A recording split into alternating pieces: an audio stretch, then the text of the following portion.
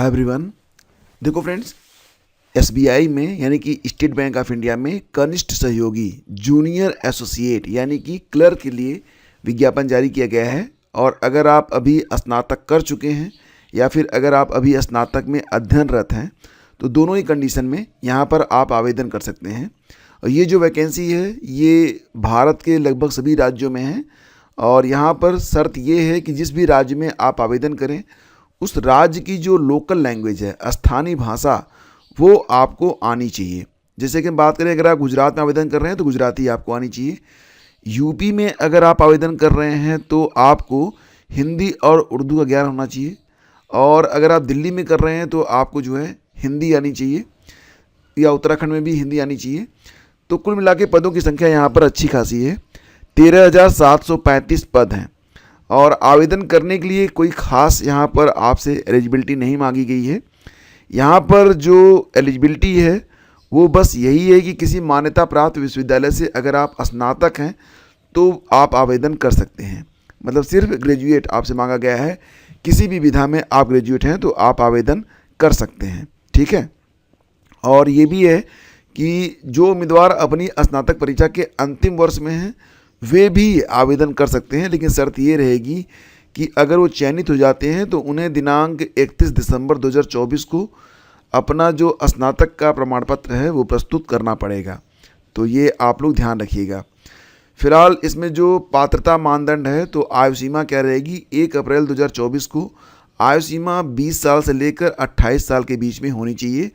अगर आप अनुसूचित जाति अनुसूचित जनजाति से हैं तो 5 वर्ष की छूट मिलेगी, ओबीसी को 3 वर्ष की छूट मिलेगी। यानी कि अगर आप SC ST हैं तो कुल मिला के यहाँ पर 33 साल तक, और अगर आप OBC हैं तो 31 साल तक आप यहाँ पर फॉर्म भर सकते हैं। बाकी और भी छूट है, जैसे कि PWD सामान्य EWS को 10 वर्ष की छूट है, और PWD SC ST को 15 वर्ष की छूट है, PWBD OBC को 13 वर्ष की छूट है। तो यहाँ पर नियमानुसार लगभग सभी को अवसर और उम्र सीमा में छूट जो है वो प्रदान की गई है। ठीक है।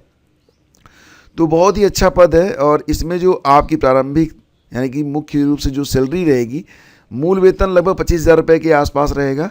और इसके बाद इस पर सब कुछ जोड़ के देखा जाए तो लगभग ये जो सैलरी बनेगी आपकी वो 45 से 50,000 के बीच में बनेगी। चयन प्रक्रिया में सबसे पहले आपकी एक प्रारंभिक परीक्षा होगी जो कि फरवरी में होगी। इसके बाद मार्च अप्रैल में आपकी एक मुख्य परीक्षा करवाई जाएगी।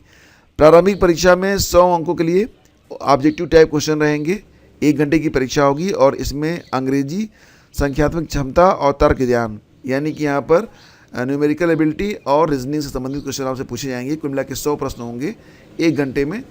और ये है कि जो लोग प्री को क्वालिफाई करेंगे तो सीटों की संख्या के 10 गुना लोगों को बुलाया जाएगा मुख्य परीक्षा के लिए। और मुख्य परीक्षा में सामान्य या वित्तीय जानकारी, सामान्य अंग्रेजी, परिमाणात्मक क्षमता, तर्क बुद्धि और कंप्यूटर क्षमता से संबंधित कुल मिला के 190 सवाल पूछे जाएंगे, अधिकतम अंक 200।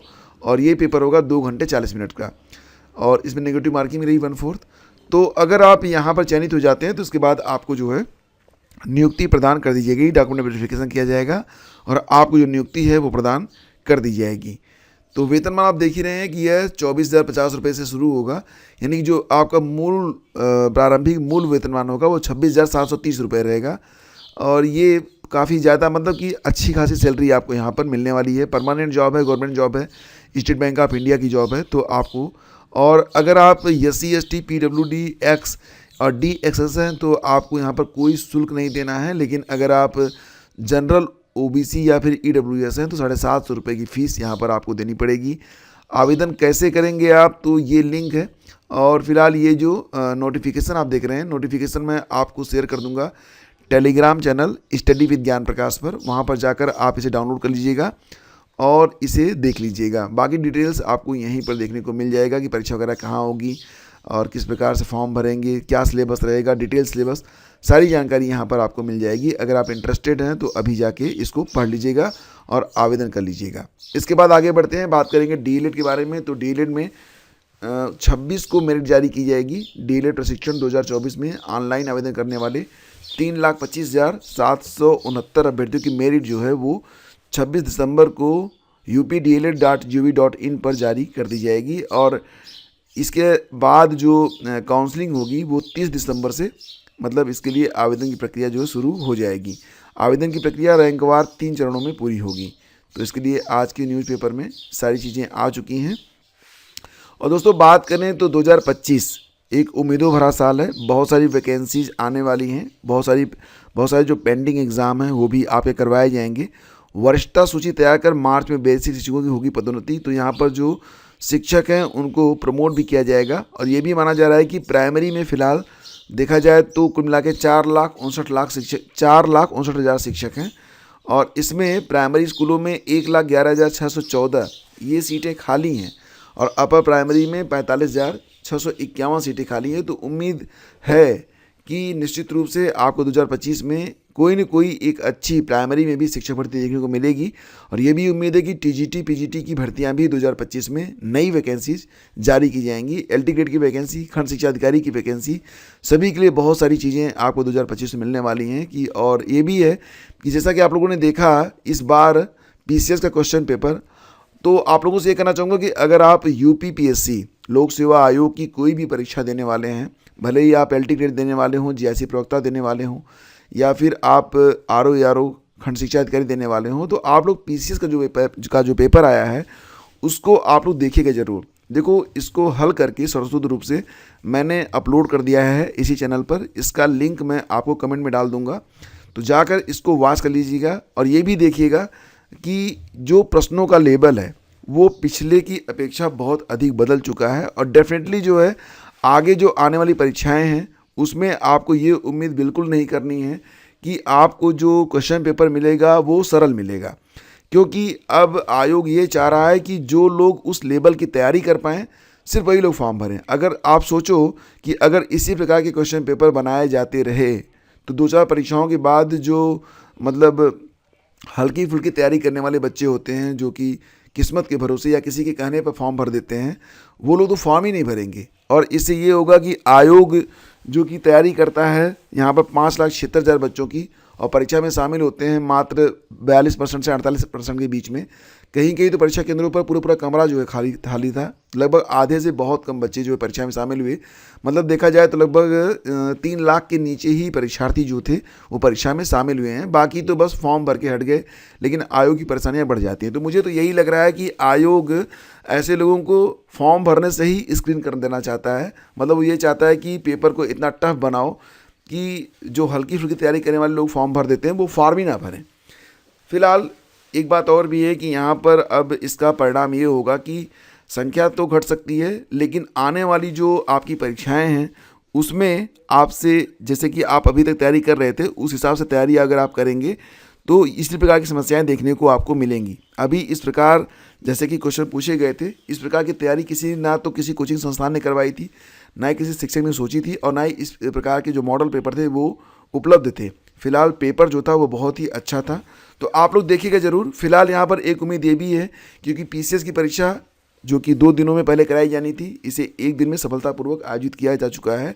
तो आरओ की परीक्षा भी 1 दिन में करवाई जा सकती है, इस बात की पूरी उम्मीद यहाँ पर जगी है। और ये भी है कि इससे मतलब आयोग को भी एक आइडिया लग गया होगा कि वो आरओ की परीक्षा 1 दिन में कैसे सफलतापूर्वक करवा सकता है।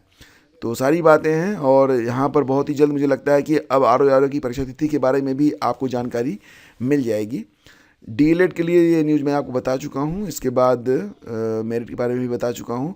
एलटी ग्रेड के बारे में बात करें तो चयनितों की नियुक्ति प्रक्रिया शुरू हो चुकी है। तो इसमें जो लोग वेटिंग लिस्ट में थे उनकी जो नियुक्ति प्रक्रिया है वो स्टार्ट कर दी गई है। नई वैकेंसी का वेट कर लीजिए, जनवरी में आपको नई वैकेंसी देखने को मिल जाएगी। और यहाँ पर देखो ये कहा गया कि फ़ोन कॉल और डेटा, बहुत सारे लोग ऐसे भी होते हैं जो कि नेट का इस्तेमाल अभी भी नहीं करते हैं, उनके लिए कहा जा रहा है कि सबके लिए एक ही आप मतलब जो लॉन्च करते हैं, सिर्फ और सिर्फ उसमें एक ऐसा जो है प्लान ले आइए जिसमें केवल फ़ोन कॉल और एसएमएस आपको मिल सके। मतलब जो बिना इंटरनेट वाले मोबाइल हैं उनके लिए थोड़ा सा सस्ता प्लान लाने के बारे में यहाँ पर बात की जा रही है। और कक्षा 5 और 8 में असफल छात्रों को मिलेगा पास होने का एक और मौका। पुनः परीक्षा में फेल रहने पर छात्रों को उसी कक्षा में करनी पड़ेगी पढ़ाई। तो विद्यार्थियों को विद्यालय से नहीं निकाला जा सकेगा, ये तैयारी भी यहाँ पर कर ली गई है। ऐसा नहीं कि फेल हो गए तो बाहर ही कर दो। तो सारी चीज़ें हैं। और देखो, मैं आप लोगों से 2 बातें कहना चाहूँगा कि आप जो क्वेश्चन पेपर है उसको देख लीजिए। और आज से आप अगर आर की तैयारी करना चाहते हैं तो आज से आपकी क्लासेज जो हैं वो स्टार्ट हो रही हैं। क्लासेज आपकी कहाँ पर शुरू हो रही हैं तो इसके लिए लिंक आपको डिस्क्रिप्शन में दे दिया गया है और पहले कमेंट में, या फिर आप लोग only GS master class YouTube channel को सब्सक्राइब कर लीजिए। थ्योरी की क्लासेस आपकी वहीं पर चलाई जाएंगी। बाकी इस चैनल पर आपकी जो भी तैयारियाँ चल रही हैं, जिस प्रकार चल रही हैं रीट वगैरह की तैयारी, इसी चैनल पर आपकी करवाई जाएगी। खासतौर से अगर आप यूपीपीसीएस और बाकी अन्य परीक्षाओं की तैयारी कर रहे हैं तो आप ओनली जीएस को सब्सक्राइब कर लीजिएगा। धन्यवाद आपका। Have a great day. जय हिंद।